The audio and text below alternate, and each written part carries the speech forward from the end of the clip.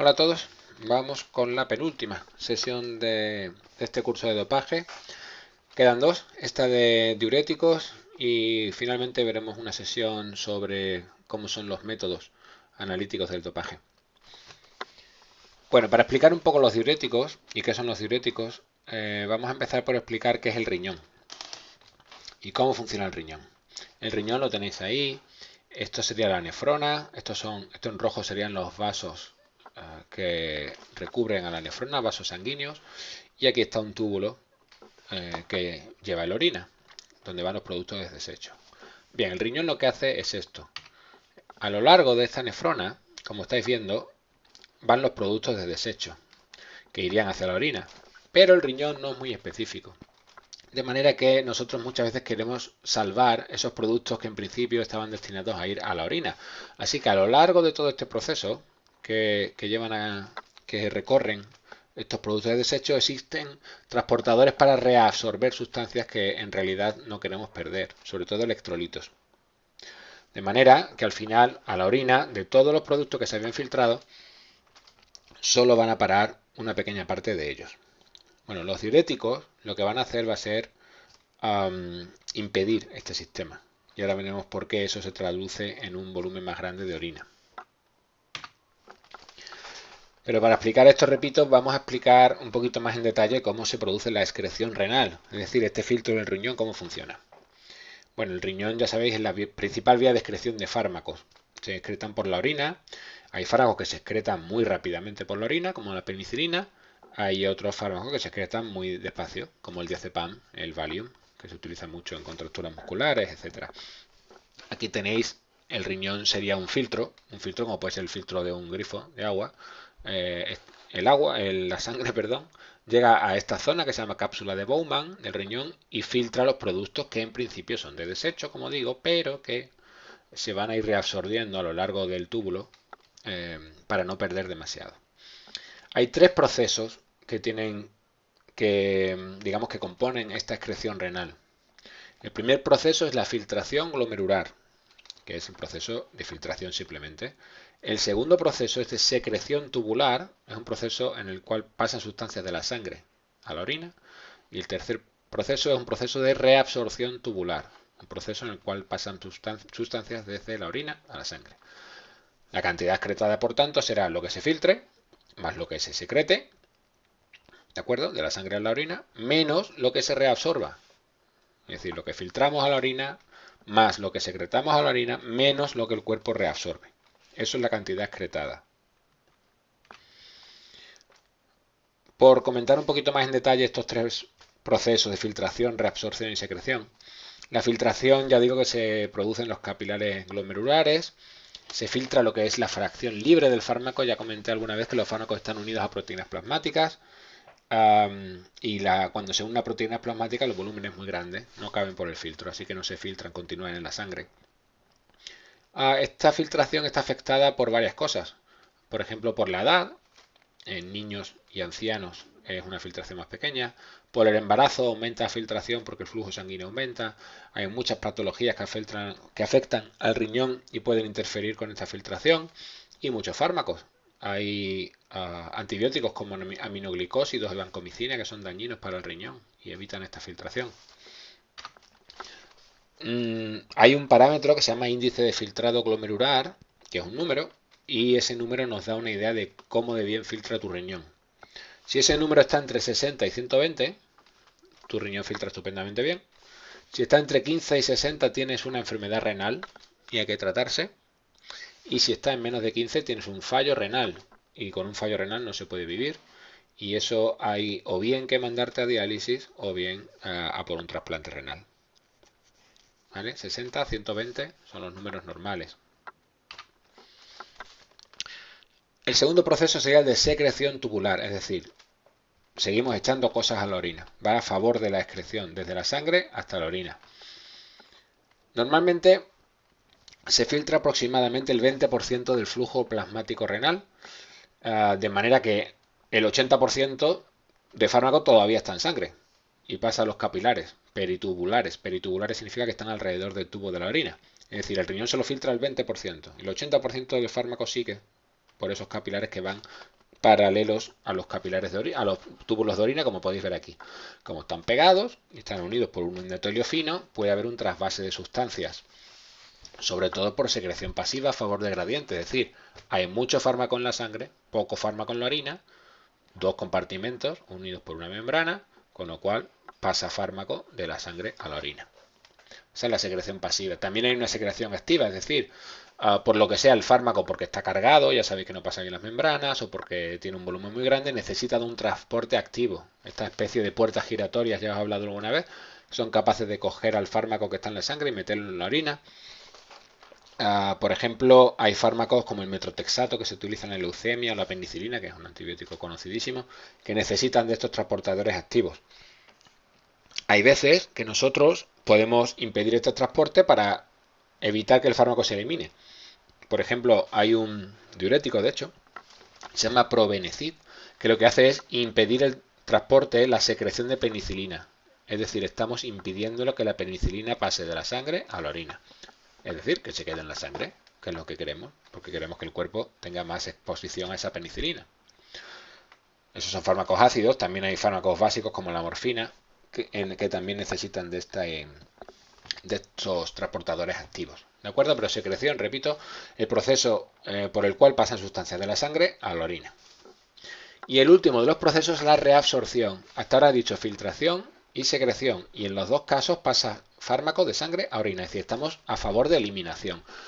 Este proceso es el proceso que he comentado antes que realiza el cuerpo humano para evitar que nos pasemos eliminando cosas y reabsorbemos a la sangre.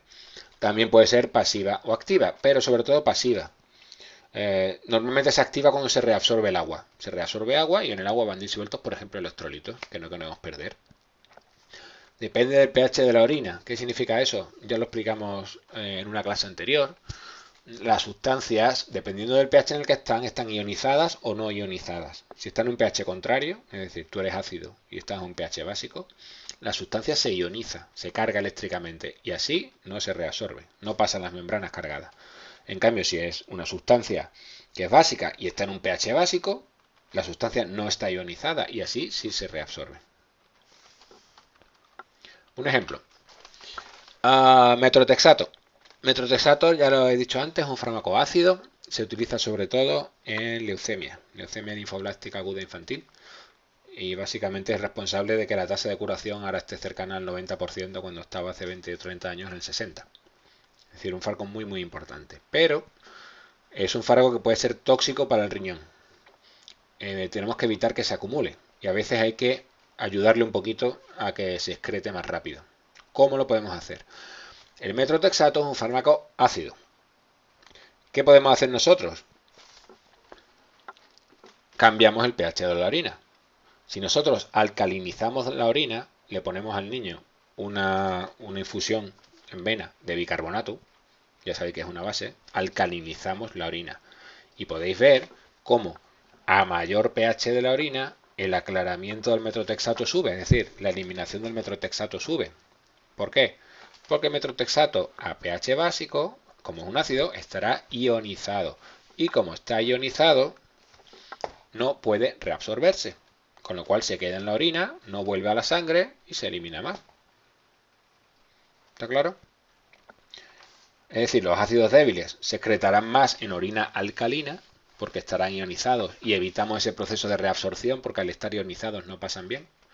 Y las bases débiles se excretarán mejor en orina ácida porque al estar ionizadas no pasan bien las membranas, el endotelio.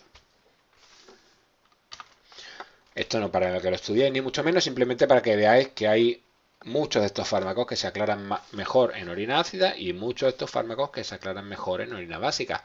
Desde anfetaminas hasta cloroquina, que ahora está siendo investigada, por cierto, como una posible solución al coronavirus. Morfina, todo eso son fármacos que se aclaran mayor en orina ácida. ¿Por qué? Porque son básicos. Se ionizan, no se reabsorben, se aclaran mejor.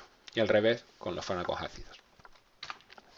Bueno, ¿cómo funciona un diurético? Ya que hemos aprendido un poco cómo funciona el riñón y cuáles son los procesos que intervienen en la excreción del riñón, ¿cómo funciona un diurético? Esta es la situación normal. Tú tienes un túbulo por donde va la orina y aquí en paralelo corren los tubos de sangre, los vasos sanguíneos, perdón. Y hay un trasvase de sustancias, reabsorción y secreción, lo acabamos de ver. Bueno, cuando no hay diuréticos, es decir, en una situación normal, estos transportadores del organismo se activan para no perder electrolitos. Al organismo no le gusta perder electrolitos. Con lo cual, a todo lo largo del tubo se van reabsorbiendo los electrolitos, que son estos círculos de colores. ¿Qué ocurre si nosotros usamos diuréticos? Los diuréticos están diseñados para bloquear estos transportes activos. Si tú bloqueas el transporte activo, los electrolitos se quedan en la orina.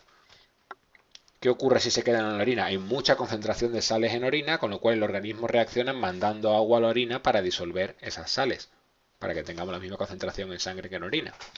Ósmosis, ¿vale? Con lo cual ahí tenéis el aumento del volumen de orina, porque hay un trasvase de agua hacia la orina para disolver ese aumento de electrolitos que hemos conseguido porque los diuréticos están evitando su reabsorción. De todos los electrolitos, el más importante es el sodio. Y ya veréis que casi todos los diuréticos están encaminados a aumentar concentración de sodio en orina, porque enseguida reacciona el organismo mandando agua a la orina y por lo tanto incrementando el nivel de la diuresis.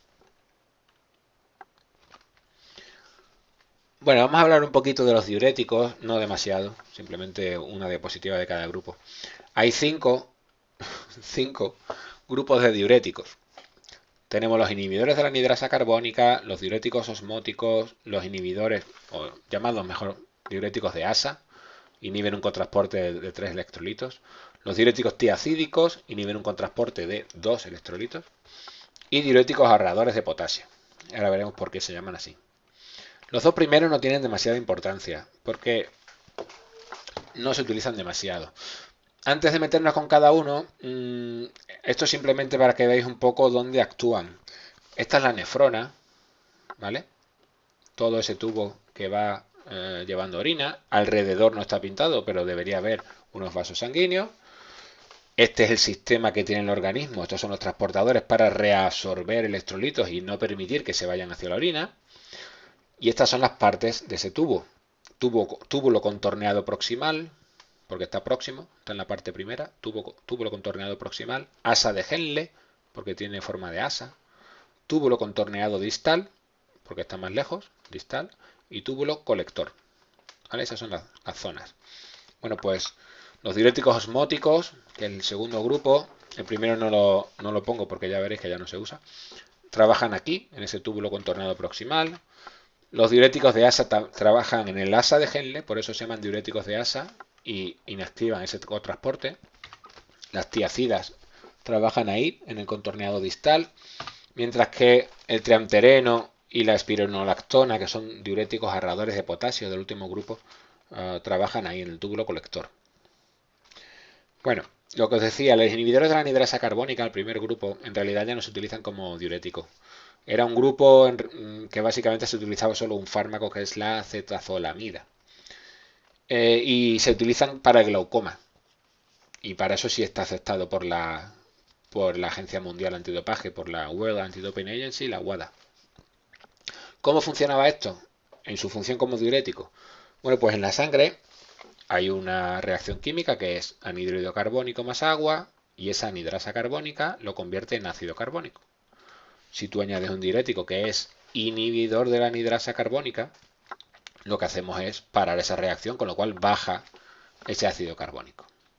Bueno, el ácido carbónico se puede, digamos, dividir en bicarbonato y un protón. Y ese protón se intercambia, hay un transportador que se intercambia el sodio de la orina por el protón. ¿Qué ocurre cuando ponemos el diurético? Pues como no hay ácido carbónico, no hay protones para intercambiar y como no se intercambian protones, el sodio se queda en la orina. Y si se queda sodio en la orina, echa agua el organismo hacia la orina y se aumenta el volumen. ¿De acuerdo? Hemos dicho que hay ácido carbónico. El ácido carbónico normalmente se descompondría en bicarbonato y protones. Esos protones se intercambian con el sodio, que dejan la orina y vuelven para entrar a la sangre. Reabsorción. ¿Qué pasa? No hay ácido carbónico porque hemos metido anhidrasa carbónica, luego no hay protones para intercambiar. Al no haber protones para intercambiar, lo que tenemos es muchísimo sodio en la orina y mucha agua que llega para diluir ese sodio. Efecto de la diuresis. Segundo grupo, diuréticos osmóticos. El manitol es el principal. No tienen acción farmacológica, no hacen nada.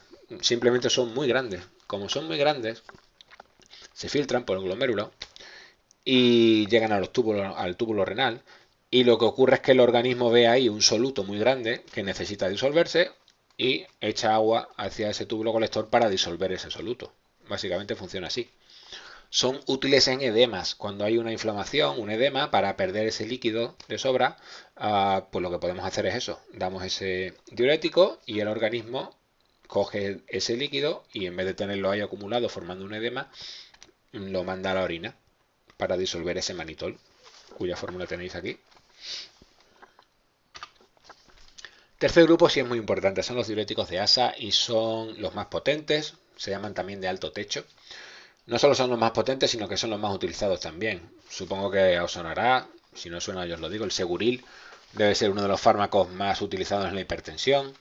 Se utiliza porque provoca una diuresis muy elevada y al perder el líquido del organismo no hay tanto líquido dentro de los vasos sanguíneos, con lo cual no hay tanta presión sobre las paredes, baja la presión arterial.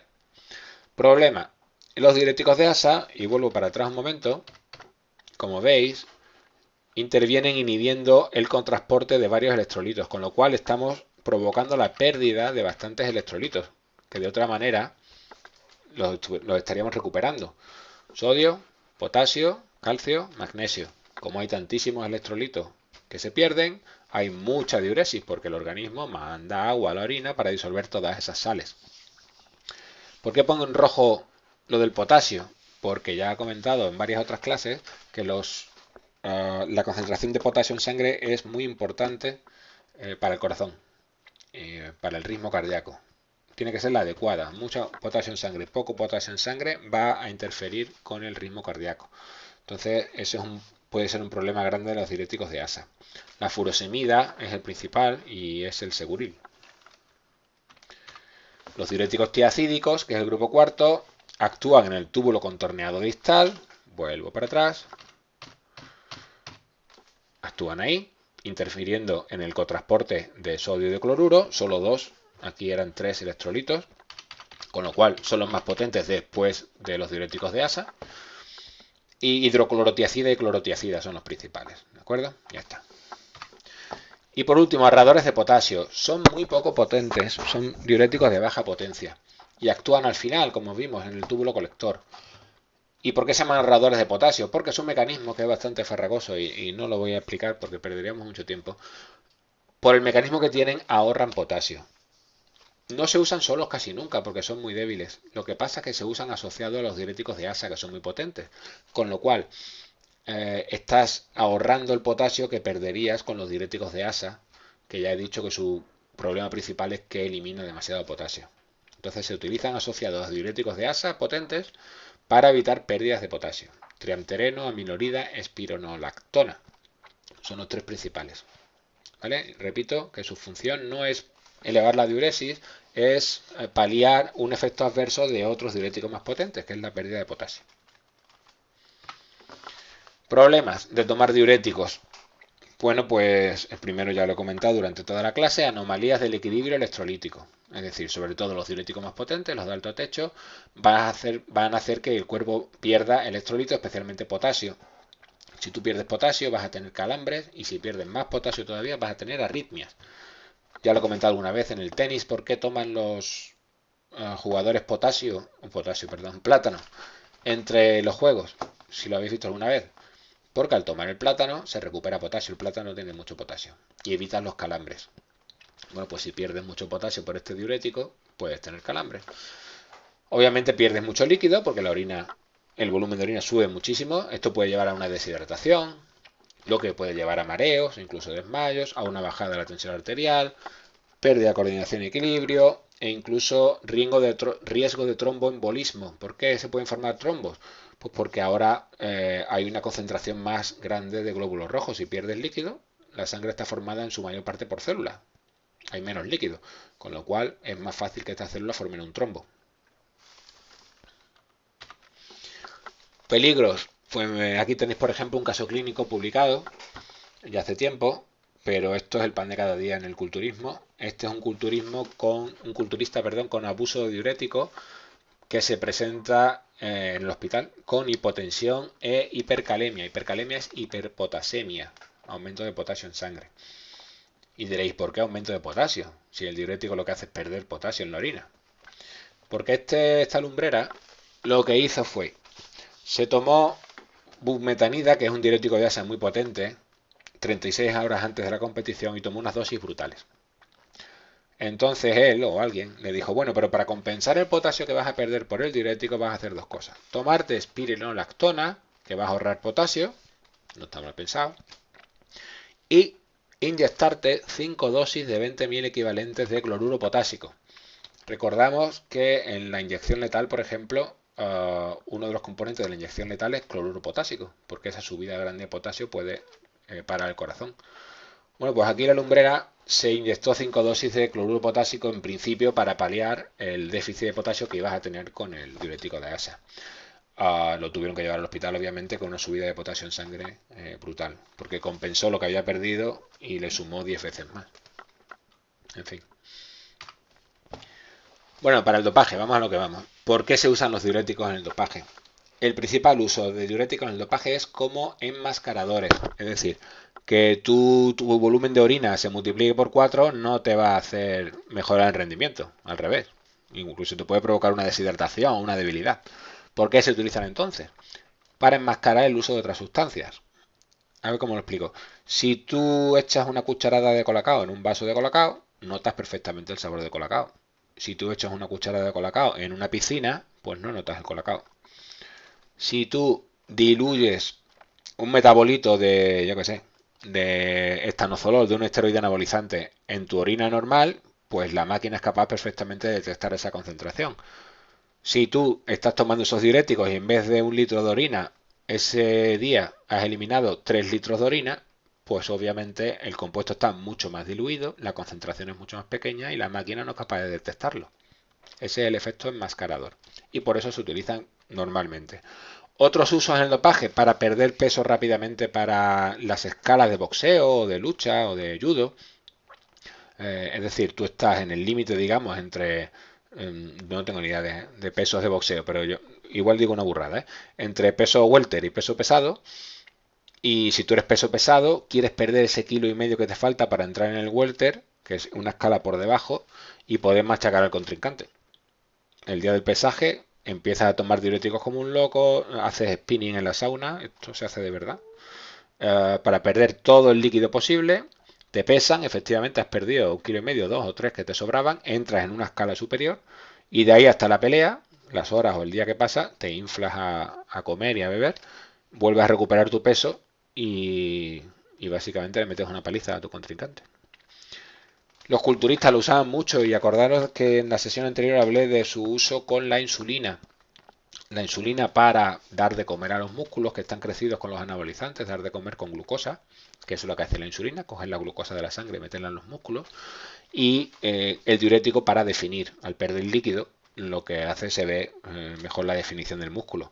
El problema era cuando juntabas insulina y diurético, esa pérdida de azúcar en sangre, más la pérdida de líquido, de la deshidratación, ambos pueden causar un cóctel mortal en muchas ocasiones.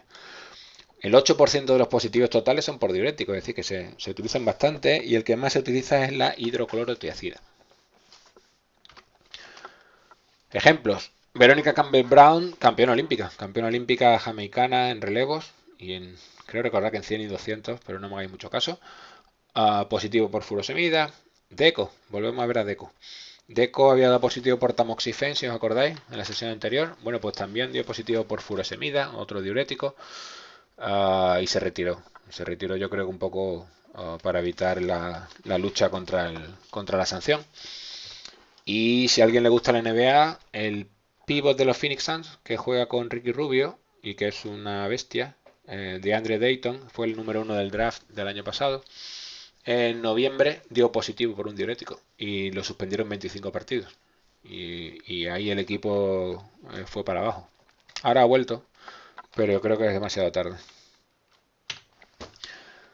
A veces está justificado. Este chico dio positivo por hidroclorotiazida, ya digo que es el diurético más utilizado, y se lo detectaron en orina, lo expulsaron de la carrera, lo despidieron del equipo y después pudo demostrar que había tomado el diurético en el marco de un tratamiento para paliar un problema vascular. Yo creo que tenía que haber solicitado la autorización de uso terapéutico de la cual hablamos al principio, pero no me sé las intríngulis del caso, así que no, simplemente os digo eso, que fue positivo y después lo volvieron a readmitir en el equipo. El caso más sonado, por lo menos en España, de positivo por diuréticos es este. Si a alguien le gusta el ciclismo, lo conoceréis, si no, no. Es Pedro Delgado. Pedro Delgado es comentarista ahora de televisión para el ciclismo. Pero Pedro Delgado a finales de los 80 no os podéis imaginar lo que significaba en España. Pedro Delgado era pues lo que es Rafa Nadal ahora mismo, tal cual. Porque hubo una época después de Indurain, sobre todo, que nos acostumbramos a ganar Tour de Francia, no hacemos más que ganar Tour de Francia, pero desde que ganó Pedro Delgado, cuando ganó Pedro Delgado el Tour de Francia en el año 88, no habíamos ganado el Tour en años. Y había muchísima más afición al ciclismo de la que hay ahora. Ahora se ha perdido mucho, yo incluido, que yo era un súper aficionado, por los casos de dopaje, cuando te das cuenta de que estaban todos dopados, y por todos digo todos. Bueno, pues este chico, Pedro Delgado, en el Tour del 88 gana una etapa, se pone líder, va a ganar ya. Y en la salida de la siguiente etapa se anuncia que ha dado positivo. Se monta un pifostio impresionante, van políticos de España a Francia a intentar convencer. ¿Por qué convencer? Porque la sustancia por la que había dado positivo era Probenecid. Probenecid es un diurético que estaba prohibido por el Tour, es decir, por la carrera, pero no por la UCI, la Unión Ciclista Internacional, que digamos supervisa el Tour y otras carreras, ¿no? El Giro de Italia, la Vuelta a España, en fin. Esas cosas no pasan ahora. Ahora tenemos la lista de sustancias prohibidas de la Agencia Mundial Antidopaje y punto. Pero antes pasaba esto. Bueno, pues consiguieron, no sé cómo, pero consiguieron, hay alguna entrevista en el que el político de turno cuenta lo que tuvo que hacer, consiguieron que lo pasaran por alto. De hecho, no lo sancionaron. Perico Delgado ganó el Tour de Francia y el Probenecid entró prohibido para la UCI y para el Tour el día después de acabar la carrera. Con lo cual Perico Delgado ganó el Tour de Francia, pero vamos, Perico Delgado, me acuerdo perfectamente los argumentos de los periodistas. No, es que ha tomado un diurético no te hace correr más. Obviamente, no te hace correr más, lo que te está haciendo es enmascarar lo que te has tomado para hacerte correr más, ya está. Bueno, pues con esto yo creo que es suficiente y que hemos hecho, digamos, una aproximación bastante en profundidad, creo yo, a todos los grupos de las listas de sustancias prohibidas. Ojo, a los grupos de las sustancias que están prohibidas en todo momento. Quiere decir eso, que están prohibidas en competición y fuera de competición. No puedes tomarlas ni en vacaciones ni durante la competición. Había otro grupo de sustancias, que no os asustéis porque no la vamos a ver, que están prohibidas solo en competición. Es decir, fuera de competición sí se pueden consumir. Por ejemplo, estimulantes, por ejemplo, narcóticos, por ejemplo, el cannabis, por ejemplo, glucocorticoides. No las vamos a ver porque las hemos visto todas, casi, en otros apartados como puede ser el de antiinflamatorios o analgésicos. Hemos visto esto. Estas, repito, pueden ser consumidas en competición. Y había otro grupo de sustancias que solo pueden ser consumidas en varios deportes. El alcohol, ya lo comenté en otra clase, pero solamente está prohibido en ciertos deportes. ¿Por qué está tachado? Está tachado porque desde hace un par de años ya la Agencia Mundial Antidopaje no es la responsable de hacer los controles de alcoholemia, digamos. Son las federaciones locales. Pero antes el alcohol estaba prohibido, sigue estando prohibido obviamente, pero ya no está en la lista. En aeronáutica, obviamente, automovilismo, karate, motociclismo, tiro con arco, obviamente también. El fármaco o los fármacos que sí están prohibidos en ciertos deportes y que siguen estando en la lista prohibida es beta bloqueantes. Tú puedes tomar un beta bloqueante si eres futbolista, pero no si eres automovilista. Puedes tomar un beta bloqueante si juegas al baloncesto, pero no si juegas al billar o a los dardos o al golf o al tiro. ¿Por qué? Bueno, los beta bloqueantes, que son unos fármacos que se utilizan en la hipertensión arterial, y el más famoso es el Sumial, lo que hacen es bloquear unos receptores que se llaman beta. Los receptores beta hacen muchas cosas, pero para lo que nos interesa a nosotros hacen dos cosas.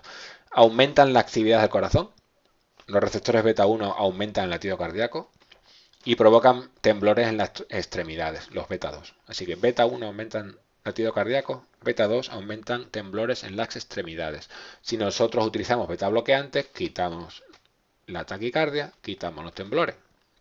Por eso están prohibidos en deportes en los cuales controlar los temblores es parte de la competición, como el tiro olímpico, el tiro con arco, el golf, en fin, deportes de precisión. Ya lo he comentado alguna vez, músicos de música clásica, muchísimos usan beta bloqueantes para evitar el temblor de las manos y el miedo escénico. Sumial era el beta bloqueante por excelencia y lo tomaban alumnos antes de los exámenes, gente para hacer el examen de la autoescuela, en fin. Hace 10 años era una locura y ya ahora se ha reducido bastante su uso. El propanolol es el Sumial, ¿vale? Y bloqueaba tanto los beta 1 como los beta 2. Después hay algunos, como el atenolol o el metoprolol, que ya son bloqueantes específicamente de los receptores del corazón, ¿vale? Para quitar las taquicardias. Bien, pues con esto hemos terminado los diuréticos. Nos queda una sola sesión en la que vamos a hablar de aspectos técnicos, de procedimientos del dopaje, de cómo funcionan un poquito por encima los equipos que detectan concentraciones en sangre, en orina de sustancias, y con eso habríamos acabado. Bueno, pues hasta la próxima sección entonces.